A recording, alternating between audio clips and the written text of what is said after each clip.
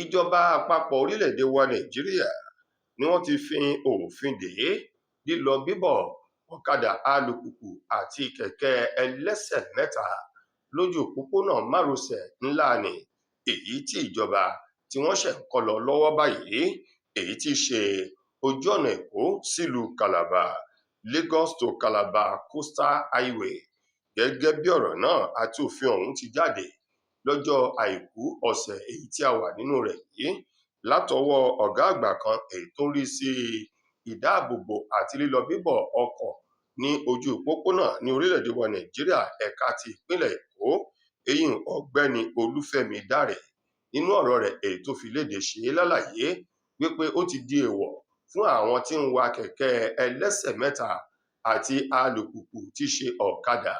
Bákan náà ló tẹ̀síwájú wípé ìjọba àpapọ̀ ilẹ̀ yìí náà tún fi òfin dè láti máa gbé ọkọ̀ bọ̀gìnì àjàgbé iléjò tá a mọ̀ sí tírélà tàbí tírọ́ọ̀kì kí wọ́n máa páàkì rẹ̀ sí òpópónà márosẹ̀ ọ̀hún. Ó ní èyí tó wá ṣe pabambarì ibẹ̀ ni wípé ìjọba àpapọ̀ ilẹ̀ wa nàìjíríà fi òfin dè tóun ti ìjìyà eléyìí tó pọ̀ dáadáa fún ẹnikẹ́ni yòówù tó bá ṣohun ẹ̀gbin bíi dída ilẹ̀ sójú sí ẹ̀gbẹ́ òpópónà ọ̀hún. Ó ní àwọn òfin wọ̀nyí ó ti di èèwọ̀ fún ẹnikẹ́ni èyí tó bá ta ẹsẹ̀ àgẹ̀rẹ̀ onítọ̀hún yóò jẹ pankẹ́rẹ́ ìjọba.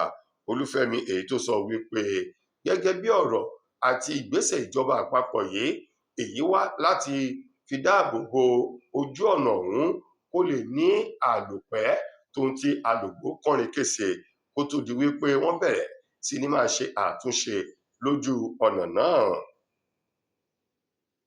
Ọmọye èyí tó gbá ìbò lábẹ́ ẹgbẹ́ òṣèlú African Democratic Congress sí ipò ààrẹ nínú ètò ìbò ọdún tó ń bọ̀, èyí tí í ṣe igbákejì ààrẹ tẹ́lẹ̀ rí nílẹ̀ wa nàìjíríà Àtíkù Abubakar, òun mà ló ti bá àwọn olùgbé ìpínlẹ̀ èkó pàápàá jù àwọn ènìyàn tí àgbàrá òjò èyí tó rọ̀ nínú ọ̀sẹ̀ yìí tó ṣe lọ́ṣẹ́ ló ti bá wọn kẹ́dùn lórí bí omi àgbàrá omi yalé ọ̀hún, àgbàrá ya ṣọ́ọ̀bù, ògbàlẹ̀gbálẹ̀ gba oko lọ́wọ́ olóhun bó ṣe ń dà wọ́n láàmú, èyí tí omi ń ya wọlé tó ń kó dúkìá tó sì ń bà wọ́n ní dúkìá jẹ́ lọ ní ìpínlẹ̀ èkó.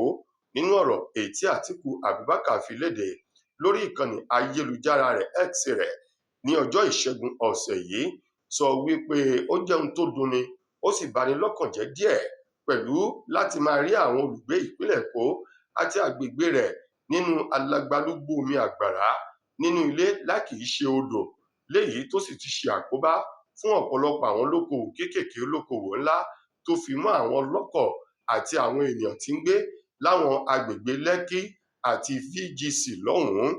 Ó ní nípa ìdí èyí ó jẹ́ ohun tó dùn ní ṣùgbọ́n òun bá wọn kẹ́dùn ó sì gbà ládùúrà wípé Ọlọ́run kò ní fi àgbàrá omíyalé àgbàrá ṣọ́ọ̀bù fi bà á ní dúkìá jẹ́, kò sì ní kó wa ní dúkìá lọ. Ó wá fi ọ̀rọ̀ àmọ̀ràn léde wípé kí wọ́n máa rí dájú wípé àwọn kòtò ìdáminù ní gerege ló wà kó sì wà ní ìmọ́tótó láti má lè ṣe ìdíwọ́ ìdènà fún àgbàrá òjò. Ó lóun mọ̀ wípé gbogbo àwọn tí wọ́n jẹ́ olókoòwò ló ti ṣe àkóbá fún tó fi mọ́ àwọn ọlọ́kọ̀ lílọ bíbọ̀ àti àwọn ènìyàn. Ó wá ní Ọlọ́run yóò dá gbogbo ìkóni èyí tí àgbàrá ti bàjẹ́ àti èyí tó kó lọ yóò dá padà ní ìlọ́po ìlọ́po, gẹ́gẹ́ bí ọ̀rọ̀ tí Àtíkù Abubakar tó fi léde lọ́jọ́ ìṣẹ́gun ọ̀sẹ̀ yìí tí a wà nínú rẹ̀ yìí.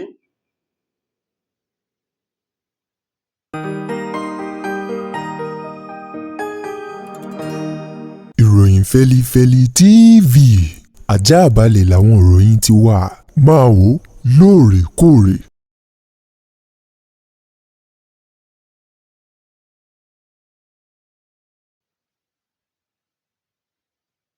Ọ̀kan nínú àwọn ògúnnágbòǹgbò oníṣẹ́ ibi tó jẹ́ ọ̀kan nínú àwọn tí wọ́n jẹ́ olórí fún àwọn agbésùmọ̀mí èyí tó ń da omi àlàáfíà orílẹ̀-èdè wa nàìjíríà rú tí wọ́n sì ń dà á láàmú, eyín Kachala Maha, òun mà ló ti ń sọ̀rọ̀ ìdúkookò mọ́ báyìí tó ń ti ìlérí èyí tó ń lé mọ́ ìjọba àti àwọn ọmọ orílẹ̀-èdè nàìjíríà. Gẹ́gẹ́ bí ọ̀rọ̀ kan èyí tó fi léde nínú ohùn ọ̀hún èyí tó sọ ní èdè haúsá ṣùgbọ́n tí àwọn oníròyìn tí wọ́n tú sí èdè yorùbá àti èdè gẹ̀ẹ́sì níbẹ̀ ló ti bẹ̀rẹ̀ sí ní sọ ẹ̀dùn ọkàn rẹ̀ jáde o wípé lákọ lòún wà bí òkè, lákọ lòún wà bí ìbọn.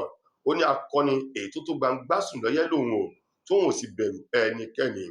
Gẹ́gẹ́ bí Maha bó ti sọ di mímọ̀, ó ní gbogbo ohun tó ń lọ ní ẹ̀ka ẹ̀ṣọ́ ètò ààbò kankan ní orílẹ̀-èdè Nàìjíríà, inú wọn bu òun gbọ́ bí wọ́n ti ń sọ lòun ń gbọ́. Ó ní kódà tí wọ́n bá ń ṣe ìpàdé nípa láti wá kọlu àwọn tó jẹ́ agbésùmọ̀mí ọ̀hún, ó ní gbogbo rẹ̀ kí wọ́n tó parí ìpàdé wọn ń lòun gbọ́ tí ó sì sí kankan èyí tó ṣóòkù sóhun. Kachala Maha èyí tó wá ní òun ò ní gbọ́ mọ́ báyìí o nítorí pé wọ́n ti gé òun létí lọ. Ó lóun ò gbọ́ pá, òun ò gbọ́ pò. Ó ní bóun ṣe ń gbé kúkúrú tóun ń pa gígùn, bẹ́ẹ̀ náà làwọn gómìnà ń lòun ṣetán láti gbé wọn tí ó sì sí mìmì kan èyí tó mi òun. Ó ní àwọn tó jẹ́ àwọn ọmọ òun èyí tí ìjọba tó kó sí àtìmọ́lé tóun ti ń béèrè fún látijọ́ yìí kí wọ́n fi wọ́n sílẹ̀, ni wọ́n mú ọ̀rọ̀ ọ̀hún ni wọ́n gùgì tí wọ́n sì ń da ọ̀rọ̀ ọ̀hún nù.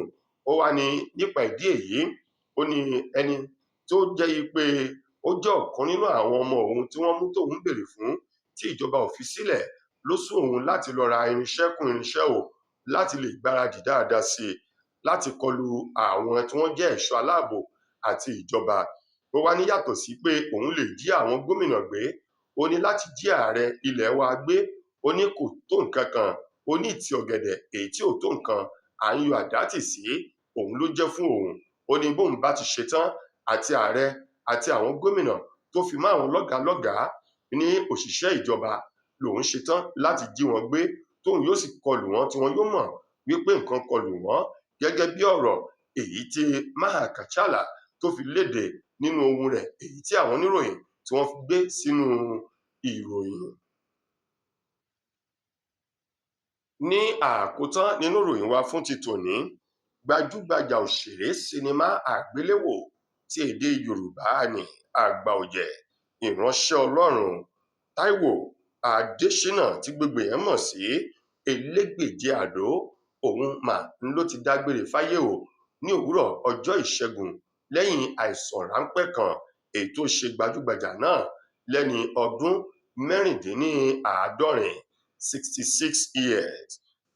Ìránṣẹ́ Ọlọ́run ọ̀hún tó tún jẹ́ òṣèré sinimá náà èyí tó jẹ́ ògbónágbòǹgbò lágboolé amúlùúdùn ní orílẹ̀-èdè wa Nàìjíríà, èyí tó fi ayé sílẹ̀ níbẹ̀ ní ọ̀kan nínú àwọn tí wọ́n jẹ́ alágbèékalẹ̀ àmì ẹ̀yẹ nínú agboolé amúlùúdùn lórílẹ̀-èdè yìí, Ṣeun Olókìtúyì, èyí tó fi ìdí ìṣẹ̀lẹ̀ ikú bàbá náà tó fi múlẹ̀ ní ọjọ́ Ìṣẹ́gun òyí tó jẹ́ ìparí oṣù kẹfà, ọgbọ̀njọ́ oṣù kẹfà ọdún èyí tí a wà nínú rẹ̀ yìí. Nínú ọ̀rọ̀ tó fi léde ní orí ìkànnì ayélujára rẹ̀ níbi tó ti sọ wípé ó wúni láti jẹran pẹ́ lẹ́nu ṣùgbọ́n òǹfààní fún ni ò jẹ́ o.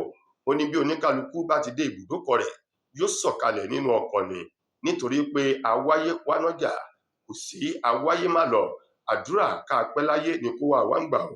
Ó ní pẹ̀lú ọgbẹ́ ọkàn lòun fi darapọ̀ mọ́ àwọn mọ̀lẹ́bí pásítọ̀ Táíwò Adéṣínà èyí tí wọ́n mọ̀ sí Elégbèje Àdó láti kéde rẹ̀ àti sọ fún àwọn olólùfẹ́ rẹ̀ yìí pé Táíwò Adéṣínà Elégbèje Àdó ó ti dágbére fún ayé lẹ́yìn àìsàn ráńpẹ́ kan tó sì gbà á ládùúrà wípé Ọlọ́run yóò di ilé rẹ̀ mú, àwọn mọ̀lẹ́bí, ọ̀rẹ́ àti agboolé amúlùúdùn, Ọlọ́run yóò jẹ́ kí ikú ọ̀hún kó jìnnà síra wọn kí oníkálukú wa lè gbé ayé ṣe rere. Gẹ́gẹ́ bí ọ̀rọ̀ ọ̀hún èyí tí ọ̀gbẹ́ni náà Ṣeun Olókìtúyì tó fi sórí ìkànnì ayélujára rẹ̀. Tó ẹ̀yin ará, ìròyìn wa kò ní jù báyìí lọ fún tòní. Títí dìgbà míì tẹ́ máa láǹfààní láti gbọ́ tòun ní iléeṣẹ́ wa. Mo gbà á ní àdúrà wípé ilé ò ní lé wa, ọ̀nà ò ní nà wá. Fún mi Adénúgà òun ló mú ìròyìn wá sí ojú ìwòran yín. Ẹ ṣeun fún ìfẹ́ tẹ́ ẹ ní sí wa. Ire o.